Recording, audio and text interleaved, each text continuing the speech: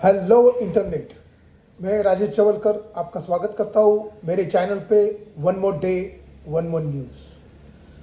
America ये बात कभी पब्लिकली एक्नॉलेज नहीं करेगी, लेकिन सच्चाई यह है कि 2024-2025 के दौरान ब्रिक्स देश Brazil, Russia, India, China, south Africa और नए सदस्य बनने की तैयारी में जो देश है ईरान, यूएई, इजिप्ट, इथोपिया और सऊदी अरेबिया मिलकर लगभग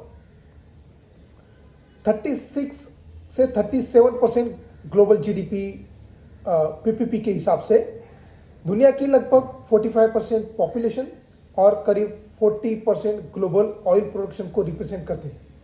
और ये देश 2024-2025 में सिर्फ डॉलर सिस्टम का अल्टरनेटिव बनाने की बात नहीं कर रहे, ये इसे रियल टाइम में बना भी रहे। पूरी तरह operational payment system, currency swap network, commodity exchange, alternative currency में प्राइसिंग और डिजिटल करेंसी इंफ्रास्ट्रक्चर के साथ लेट 2025 तक ये सिस्टम हर महीने $100 of billions के ट्रांजैक्शन प्रोसेस कर रहे हैं, जो पहले डॉलर बेस्ड सिस्टम होती थी। ये एक सीक्रेट क्राइसिस क्यों है? अगर ब्रिक्स अगले 3 से 5 साल में मतलब 2026-2030 में एक पूरी तरह फंक्शनल अल्टरनेटिव फाइनेंशियल सिस्टम बना लेता है तो यूनाइटेड स्टेट्स अपनी सबसे बड़ी ताकत खो देगा। वर्ल्ड रिजर्व करेंसी छापने का प्रिविलेज, इस प्रिविलेज की वजह से ही अमेरिका 36 ट्रिलियन का डेट बहुत लो इंटरेस्ट रेट पर चला पाया। हर साल 800-900 बिलियन ट्रेड डेफिसिट बिना इमीडिएट कॉन्सिक्वेंसेस पे चला पाया। डॉलर एक्सेस को सैंक्शन के रूप में वेपनाइज कर पाया।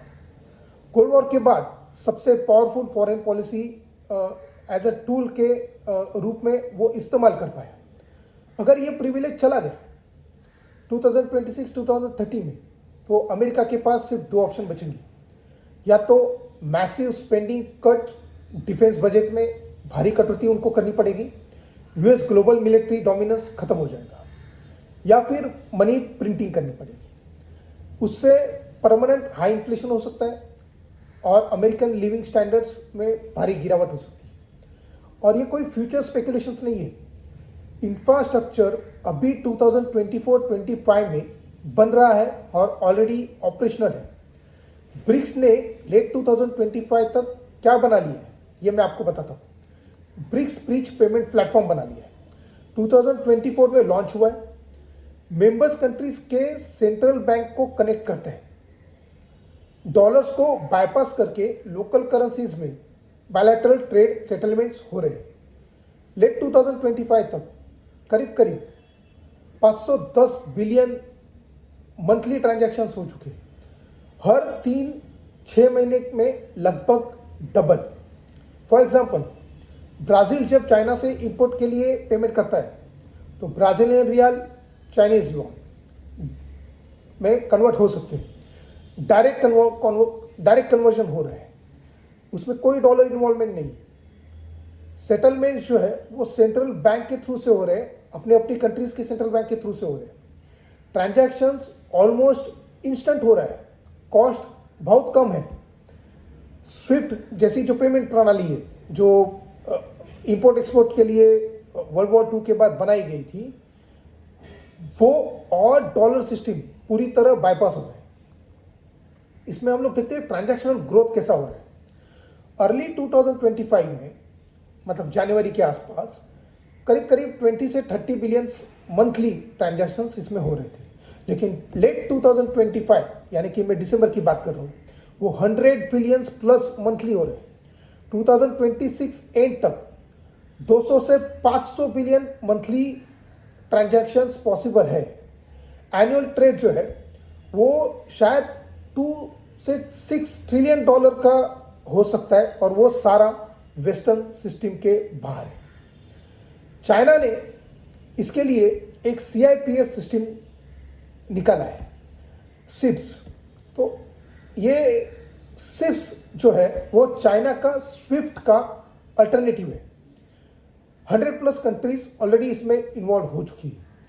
1400 प्लस फाइनेंशियल इंस्टीट्यूट्स इसके साथ जुड़ गए हैं और 25 से 30 trillion annual yuan transactions already हो रहे हैं और इसका ग्रोथ रेट जो है वो करीब करीब 30 से 40% एनुअली चल रहा है। ये मैं आपको बात कर रहा हूँ 2024-25 की, जब सिप्स यानी कि जो चाइना की पेमेंट सिस्टम है और ब्रिक्स इसके ब्रिज जब कनेक्ट हो जाएंगे तो करीब करीब 400 प्लस ग्लोबल बैंक्स को मल्टी करेंसी सेटलमेंट एक्सेस मिल जाएगा, डॉलर की टेक्निकल डोमिनेंस खत्म हो जाएगी और अमेरिका दिक्कत में आएगा। करेंसी स्वैप नेटवर्क क्या है, उसकी टोटल वैल्यू जो है वो 600 प्लस बिलियन है। चाइना के 40 प्लस कंट्रीज के साथ ऑलरेडी स्वैप्स हो गए हैं। इंडिया, ब्राज़ील, यूएई ये एडिशनल स्वैप्स है जिनकी तो बात ही नहीं हो पा रही। इसका फायदा क्या है, ट्रेड के लिए डॉलर होल्ड करने की जरूरत ही नहीं है।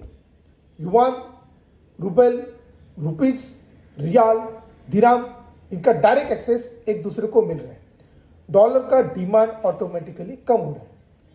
कमोडिटी प्राइसिंग में 2024-2025 की मैं बात कर रहा हूँ तो शंघाई एक्सचेंज अगर आप देखेंगे तो टोटल ऑयल फ्यूचर्स जो है सारे युआन बेस्ड हुए। मॉस्को एक्सचेंज में ऑयल, गैस, मेटल, एग्रीकल्चर ये सारे रूबल्स में हो गए। नॉन डॉलर प्राइस बेंचमार्क बन रहे हैं लेट 2025 तक, यानी कि मैं दिसंबर की बात कर रहा हूँ। सऊदी ऑयल एक्सपोर्ट का 25% से लेके 30% ट्रांजैक्शन जो है वो युआन में हो गए। रशिया ऑलमोस्ट पूरी एनर्जी ट्रेड नॉन डॉलर में कर रही है। ईरान यूएई करेंसीज में ऑयल बेस्ड है। सो 15 से लेके 20% ग्लोबल ऑयल ट्रेड अब नॉन डॉलर पे चल रहा है और पेट्रो डॉलर सिस्टम कंप्लीटली टूट रहा है। डिजिटल करेंसी इंफ्रास्ट्रक्चर जो है ये वो भी धीरे धीरे फॉर्म हो रहा है, यानी कि चाइना के पास ऑलरेडी डिजिटल युआन है ECNY, रशिया के पास ऑलरेडी डिजिटल रूबल है, इंडिया का ऑलरेडी डिजिटल रुपी है, एक्सप्लोरेशन में लेकिन है, यूएई में डिजिटल दिरहम है। सो ये ऑलरेडी है। 2026-2030 में इसकी वजह से जितने भी ट्रांजैक्शंस होंगे वो इंस्टेंट होंगे। सारे low cost cross borders settlement होंगे, इसमें कोई स्विफ्ट इन्वॉल्वमेंट नहीं होगी और कोई डॉलर का इन्वॉल्वमेंट नहीं होगा। ट्रिलियन ऑफ डॉलर्स की transaction outside of western control हो रहे हैं और आगे चल के और होंगी। आपको क्या लगता है आगे क्या होगा? मैं आपको बताता हूँ क्या होगा। फेज 1 अगर हम लोग पकड़ते हैं 2026-2028 तक, ब्रिक्स का जो ब्रिज है वो करीब करीब शायद हो सकता है 50 से 100 बिलियंस मंथली और 500 बिलियन तक मंथली, यहां तक इनके ट्रांजैक्शंस हो सकते हैं। मैं मंथली की बात कर रहा हूं। नॉन डॉलर ऑयल ट्रेड जो है वो 30% से 40% तक ये नॉन डॉलर ऑयल ट्रेड हो जाएगा। डॉलर रिजर्व जो है वो 57-58% से कम होके 50% तक आ जाएगा। युआन और प्लस गोल्ड शेयर बढ़ेगा। फेज 2 में 2028-2032 के बाद ये टिपिंग पॉइंट है। सो यहाँ पर 15 से 20% ग्लोबल ट्रेड नॉन डॉलर में हो जाएगा। डॉलर मोनोपोली खत्म हो जाएगी, सिर्फ डोमिनेंस रहेगा लेकिन मोनोपोली खत्म हो जाएगी। डिजिटल करेंसी जो है वो फुल्ली ऑपरेशनल हो जाएगी। फेज 3 में मैं 2032-2040 की बात कर रहा हूँ। पूरी दुनिया जो है वो मल्टीपोलर करेंसी सिस्टम में आ जाएगी। डॉलर्स 40-45% उसका डोमिनेंस रहेगा, युआन का 20-25% रहेगा, बाकी यूरो, गोल्ड और अदर बैलेंस शीट जितना भी है वो सारे मिलके करीब 40-45% के आसपास रहेंगे। इसका यूनाइटेड स्टेट्स पर भयंकर असर हुआ है। मैं आपको बताता हूँ 2026 से लेकर 2040 तक क्या होने के चांसेस है। बोरिंग कॉस्ट जो है, जो अभी फिलहाल 3% से लेकर 4% के आसपास चल रही है, शायद उससे कम, वो बढ़ जाएगी 6 से 8%। इंटरेस्ट पेमेंट इनका 2.5 ट्रिलियन डॉलर पर ईयर हो जाएगा। इनकी इकोनॉमी ऑलरेडी 33 ट्रिलियन डॉलर्स की है। हो सकता है कि उस टाइम थोड़ी बढ़े भी, लेकिन 7% इकोनॉमी का इंटरेस्ट पेमेंट ये बहुत बड़ा होता है। इनके सारे डिफेंस के खर्चे जो है वो पूरे कट हो जाएंगे, ट्रेड डेफिसिट इनका बढ़ जाएगा, डॉलर डिप्रिशिएशन इनका 30 से लेके 50% तक हो जाएगा, इंपोर्टेड गुड्स महंगे हो जाएंगे, मिडिल क्लास का लिविंग स्टैंडर्ड पूरा गिर जाएगा और ग्लोबल मिलिट्री प्रेजेंस का श्रिंक होना तय है। बॉटम लाइन क्या है? ये कोई एंटी अमेरिका प्रोपोगंडा नहीं है, ये इकोनॉमी रियलिटी। डॉलर कोलैप्स नहीं होगा, लेकिन डॉलर्स का डोमिनेंस खत्म हो जाएगा। ब्रिक्स का अल्टरनेटिव सिस्टम क्या है, ये पहले समझ लेते हैं। ब्रिक्स का अल्टरनेटिव सिस्टम ऑलरेडी ऑपरेशनल है, रैपिडली स्केल भी हो रहा है। 28-30 तक 40% प्लस ग्लोबल इकोनॉमी वो सर्व कर सकता है। अमेरिका ने 80 साल करेंसी प्रिविलेज से एडजस्टमेंट टाल दी, अब यही एडजस्टमेंट वो नहीं टाल पाएंगे। सवाल ये नहीं है ब्रिक्स अल्टरनेटिव बनेगा या नहीं, सवाल ये है कि वो कितनी तेज़ी से बढ़ेगा और कितनी गहराई तक जाएगा। Thank you for watching.